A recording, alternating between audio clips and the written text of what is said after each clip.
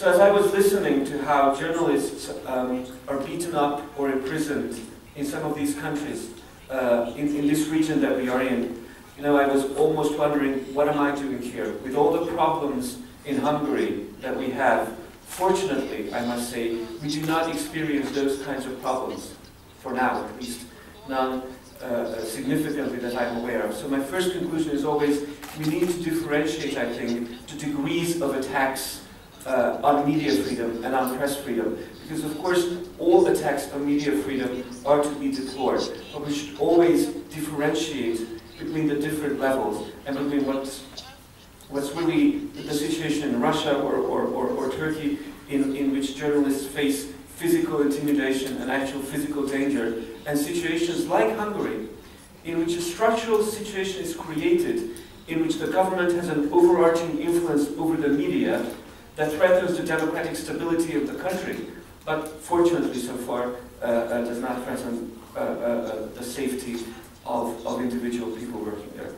So what I thought I would say is I would like to show you 4 or 5 means by which the Hungarian government, the government of Mr. Viktor Orbán, is hurting media freedom, is creating a situation in which pro-government messages have a greater chance of penetrating the population than anti-government messages. I must say that most of the aim of all this is to keep Mr. Viktor Orbán in power through means that by themselves can all be described as sort of democratic. They happen in other countries. They by themselves cannot necessarily be criticized, which is one of the reasons why it's so difficult for the European Union to tackle this, because it's a combination of means.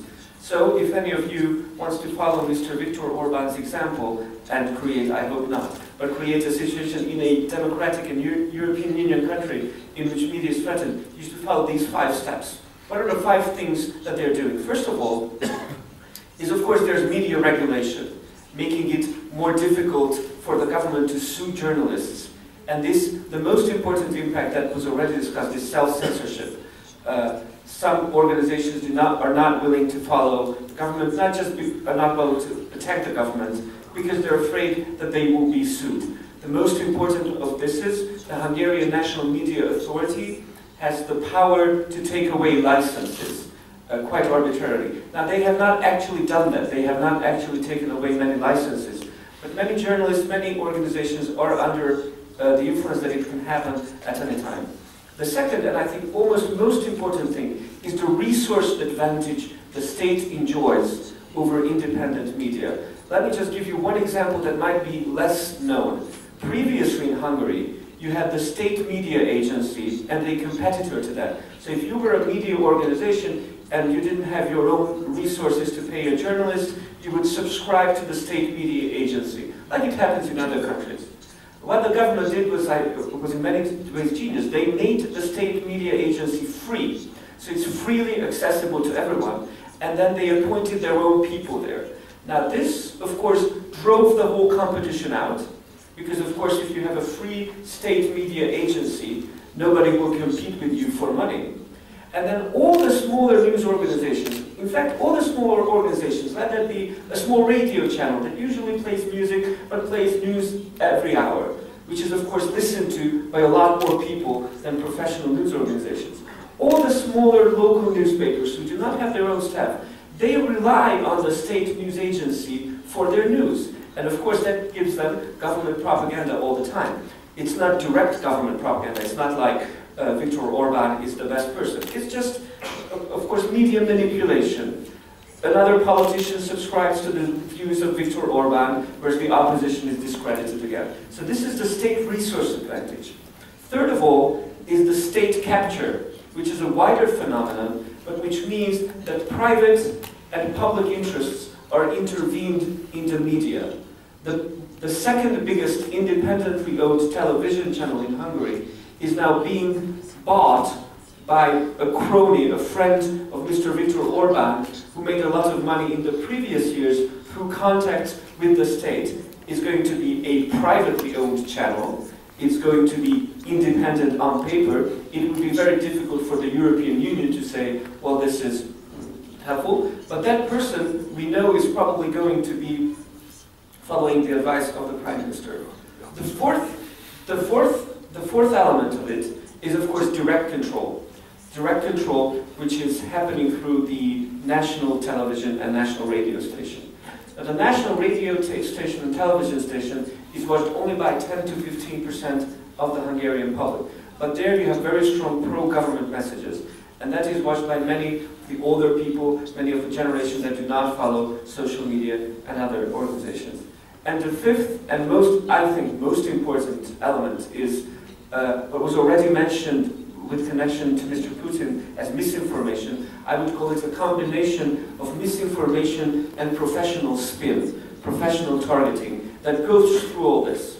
So, for instance, in the last 2 weeks, when the government started to attack the opposition as being pro-terrorist, they describe this term that they're being pro-terrorist.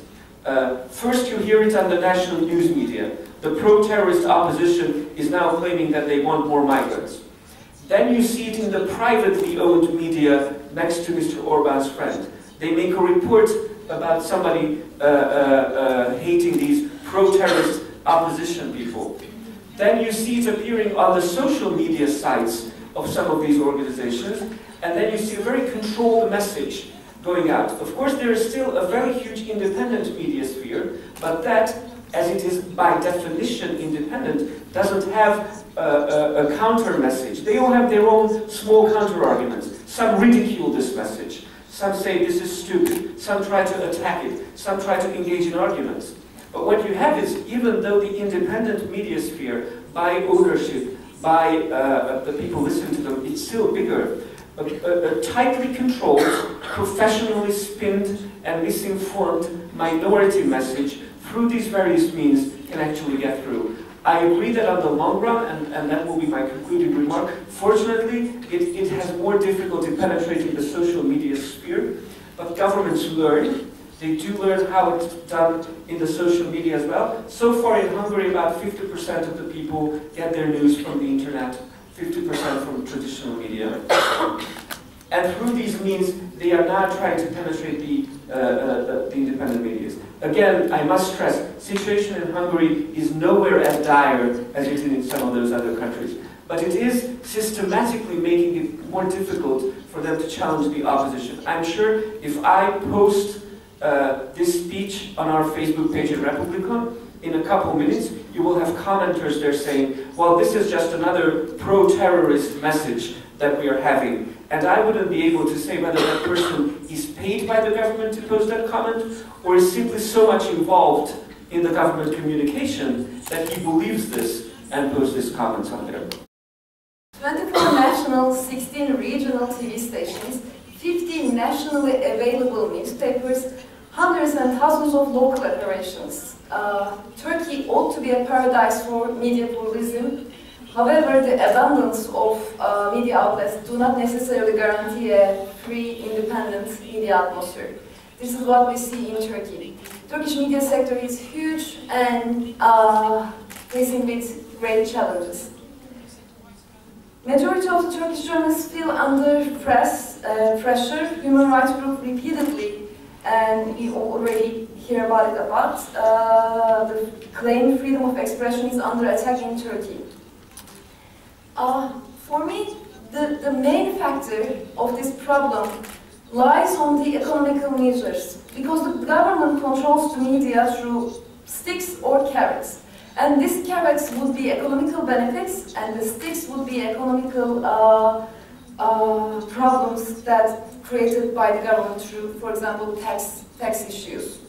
And also, this is not a new phenomenon in Turkey. From the very beginning, Turkish media is controlled by big tenders, big Mongols, big businessmen who already have other kind of investments in other sectors, like mining, like bank sectors, like oil business, which requires to be very close to state, because state is still the biggest buyer of these sectors, of these investments. So whether they have to be close to the government to have the benefits of having a media station by helping the government to fulfill their agenda, or they use it as a threat against the government to make sure that they have the benefits that they need for. And the greatest effect of this unhealthy relation between state and the media owners is self-censorship, which is already put my Hungarian colleague here. More than 60%, as I remember, the number is 67% of the journalists say that they at least once experience self-censorship through their profession. And the thing is, I knew this from my career in newsrooms. I knew that you don't need to ask anyone about these unwritten codes of self-censorship. If you have a position in a newsroom, you already know that what to write, what not to write, what are your limitations. And even knowing your limitations, sometimes, because it is very shallow, it is very nebulous and open to commentary, something you write leads you fired from your news outlet, the media outlet, or even faced with jail. And so, here public service media should be an essential counterweight to the profit-driven entertainment media, which is not happening in Turkey, because we see that public service media also serves as a mouthpiece for the government, or the President Erdogan himself. And the top management positions are filled by confidence of Erdogan or the government.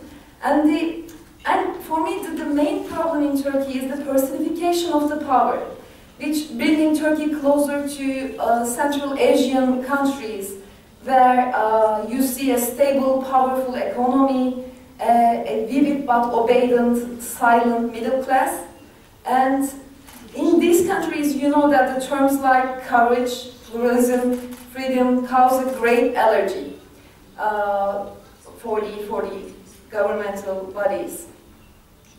And yes, Turkish media is desperate. Turkish media is challenging with all the problems, and it's same. The lady you see on the left of the screen, from your perspective, is the first female Turkish journalist, Selma Rıza. It was she worked as a journalist, a woman journalist for the late Ottoman Empire and the modern Turkey, and the other one is me. And so within these 200 years, nothing really has changed, just fear. And Erdogan, Turkey is a highly polarized country. It is divided into different camps, and Erdogan is the face of this polarization. For half of the country, he is a savior, a true hero, which brings their voice to the government, the silent majority's voice to the government. And for the rest, for almost half of the country, he's a cruel, arrogant, reckless dictator. And as I said earlier on, redesigning the media has not started with AKP's government, but AKP, with the power of this 50%, with the power of having the majority for more than 12 years, they create a huge change, and now they are, without question, are the face of the freedom of press issues in Turkey. There are several incidents that happened recently. Doğan Group, a dominant media owner, was forced to shrink, was forced to sell some of the investments they had. And several TV stations affiliated with the Gülen movement, some of you may be familiar, currently removed from the cable and satellite platforms with the accusation of establishing an armed terror organization, which is a very popular accusation in Turkey for the opposition members, like Hungary. If you are, saying anything against the stable economy, the government, you might be, working with the pro-terrorist organizations. And also, proponent entrepreneurs, friends of Erdogan and the government members, are somehow forced, most of them didn't willingly get into this business, encouraged or forced to have media investments, to invest in the media outlets. And so AKP within these 12 years, Turkey has created a pro-government media, and this pro-government media now dominating probably half of the the media investments in Turkey. After all this, I'm going to say that Erdogan is the man, one day, and even now, that we all have better media atmosphere in Turkey. I'm not cynical, I'm not joking, I'm truly believing in this, because unlike his will, Erdogan is serving in the sake of a better media atmosphere in Turkey. How? By becoming himself. By becoming himself and polarizing the country this much. Now he is helping the half of the country organizing, and before that they were also divided into different camps because of the huge polarization in the country. Now they realize that, many groups realize that, who are not working in the sake of a democratic system, now realizing that democracy is for everyone, and the freedom of press, freedom of expression works for everyone. Everybody would need it in one day. So, social media would be the solution for Turkey and for the rest of the world who are suffering from freedom of expression issues for me. And why I'm believing in so much to the social media? First of all, because of the economical measures. As you see, global-wise, and I'm going to show you the numbers for Turkey as well, Turkey-wise, the usage of internet is getting increasing. It is now covering almost half of the world and half of the Turkey. 40 million the internet penetration in Turkey is now the half of the country. 40 million has an access to internet, and 32 million has a social media account, which means like social media accounts works like a national identity, a digital national identity now. Almost everyone has one, and has an access to the mobile devices or computers or tablets. Yes, but I know the challenges. I know, first of all, how reliable the internet is, how reliable the social media is. But I'm going to come up with an example from Turkey. Yes, Abraham Lincoln is a great thinker, and he today. So, I'm going to give you a good example from Turkey. 140 journals. Their name refers to the 140 characters of Twitter because they started their business on Twitter. Now they have 750 volunteers all over the Turkey, sending news, sending information to 140's headquarters. And they have business in 16 different social media accounts. So, throughout, in a very plural atmosphere like this, you have the ability to fact-check an information in a very fast period. It is faster, and it is, for me, it is reliable than the mainstream media, because mainstream media is dominant and it's not interactive, it's one voice. The voice is one flow direction. On social media, you have the ability to interact with the information that you are seeing. So you can fact check and from different sources, and you have the chance to whether believe it or have to check it. And yes, another issue that social media is facing is there is now just few sustainable, self-sufficient business models. All the media outlets are still dependent on the advertisement revenues. But native advertisements are getting more and more share in the market. And we see that, the experts foresee that in 2017, the internet advertisement revenues are going to be more than the TV advertisement revenues. So the market is growing, and while it's growing, the internet, the social media outlets, news outlets, has more chance to create their own advertisement, own business model, and come up with more ethical advertisements. And native advertisements who are familiar with the concept might know that it allows us to create, for example, content marketing. So it allows us to have more ethical, more accurate advertisement understanding. And also, yeah, social media is crowded. There are a lot of people who have social media accounts, but it isn't diverse enough. Yes, it is still expensive for for most parts of the world. It is still, you need to have an access to a device which might cost hundreds of dollars. But it is getting more diverse each and each day because the technology is getting cheaper and it is getting more available everywhere. And since the devices are getting smarter, they're getting more intelligent, they are getting cheaper. I mean, almost everyone has a smartphone now. And in my country, where consumerism is a huge issue, most of the time it doesn't relate to the income. And we may see that who has the latest devices, the latest technology, might be the ones from the lower income families. So, I said that already. I'm going to conclude. I'm going to repeat myself. Social media might be the solution for our search, for our race for a better media atmosphere in Turkey and for the rest of the world.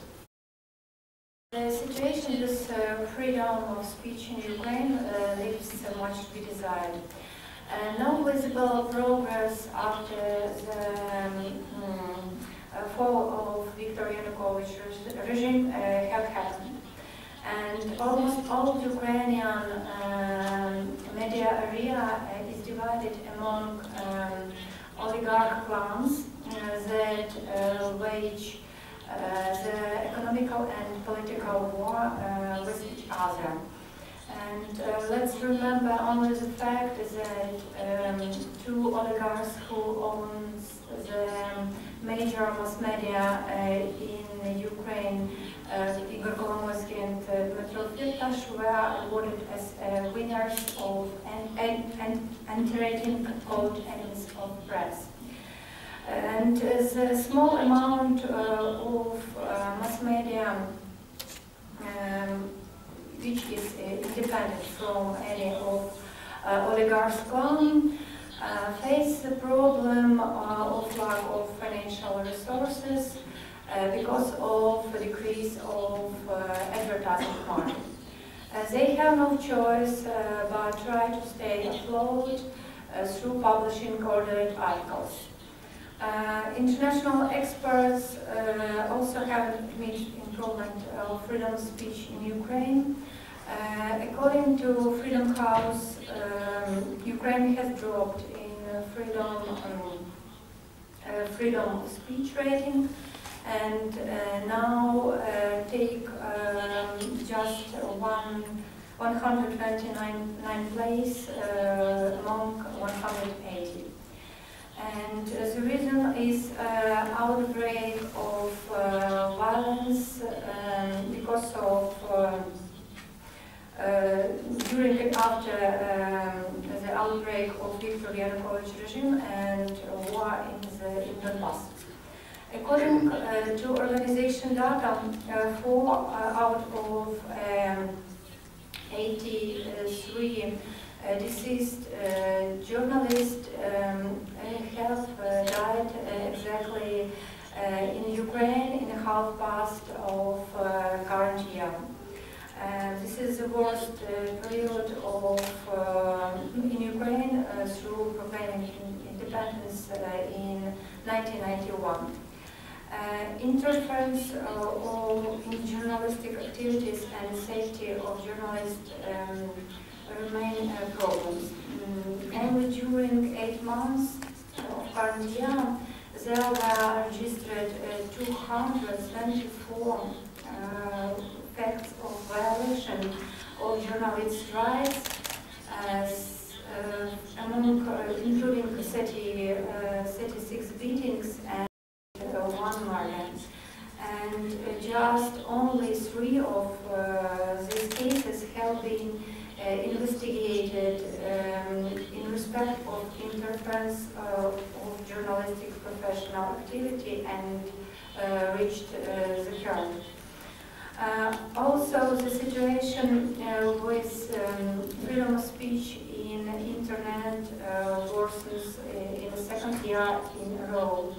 According to annual report of Freedom House, Ukraine takes 25th place among 65 The most censored themes are the criticism of authority, news on conflicts, allegations of corruption against senior government officials or business person, and oppositional websites.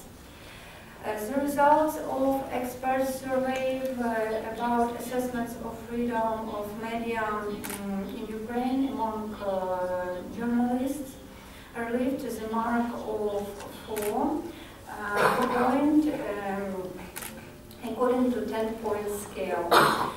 Journalists pointed on a position of mass media owners who try to reach to gain their own interest, and commercial insolvency and unprofitability as the main challengers for Ukrainian freedom of media. And the main themes under censorship, journalists named policy, criticism of government, and economical themes which are linked with the interest of advertisers. Instead of direct censorship by the authorities in Ukraine, the influence on the media organization level have appeared.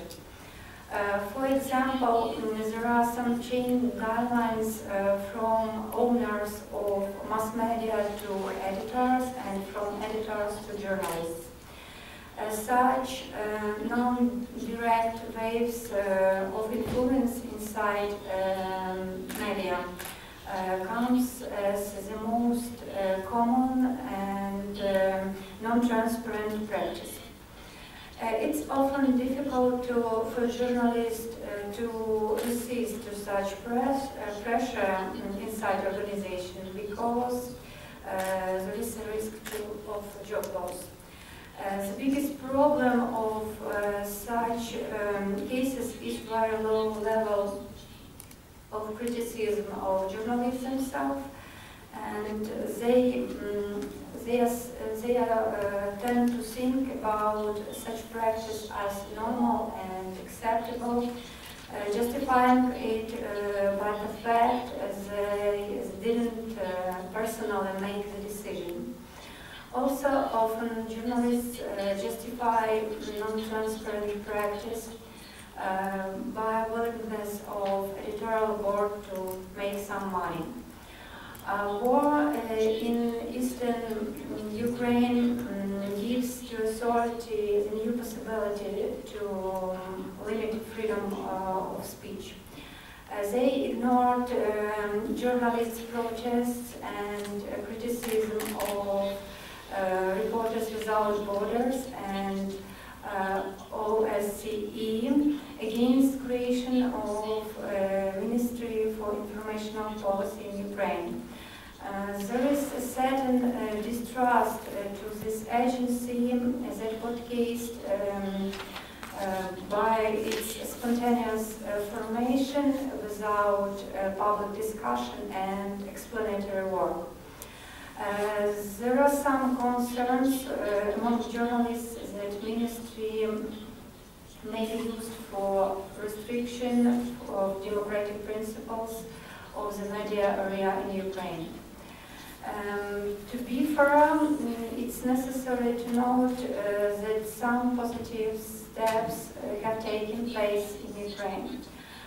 For example, the old-fashioned censorship body, the National Expert Commission on Public Ethics, was liquidated, changed to law on public information have taken place, and also the long-awaited laws on establishment of transparency of media ownership and also public broadcasting were adopted. However, the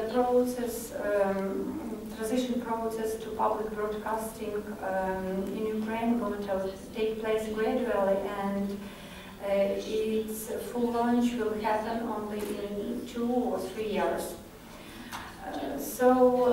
The greatest challengers for Ukrainian mass media, which affects the freedom of media, appear to be non-readiness and incapability to react for reduction of advertising market, inefficiency of state and market mechanism because of the control, oligarchs control over the media, and weak and inactive journalists' unity for interference in journalistic activity, and of course war in Donbass.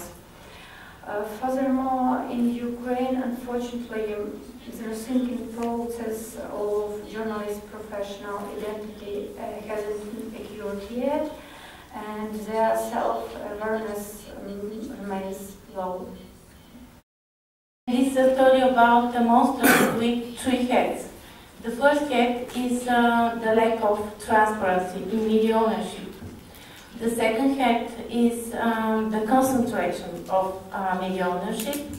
And the third one is the use of the media as an instrument for imposing political and business interests. The first 2 heads, in fact, they serve the third one. Because if you want to influence the society to impose your own interest, you need to own a big party of the media in Bulgaria. And secondly, this is media ownership concentration. And secondly, you need to hide well you and your interest, so the public stay unaware of your intentions. So that's how you can use the media as a weapon in a democratic system as ours, like Bulgaria. The problem is that most of the government are using this monster with 3 heads, either as a dog to protect them, or either as a monster to scare their enemies. Like currently at this moment, this monster is used against the NGO sector, who is fighting to protect the seaside and the mountain against illegal construction, or against journalists investigating in corruption cases and illegal business interests. So the monster is still there and is well nourished by the political party.